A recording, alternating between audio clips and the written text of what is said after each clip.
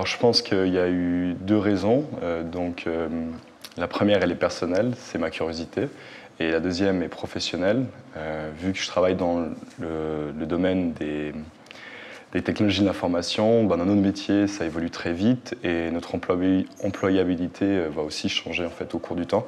Donc c'est bien de garder à jour en fait, ses connaissances et ses compétences en les validant par une formation. Il y a un plan que j'ai fait il y a 10 ans, qui est plus d'actualité, que je dois renouveler.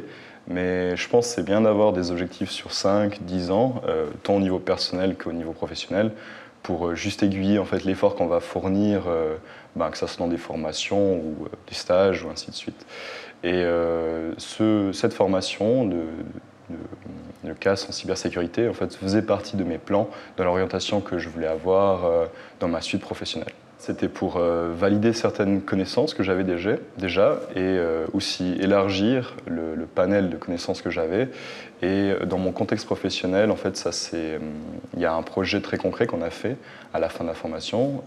Et le mien, c'était de renforcer la sécurité d'un serveur, tout simplement.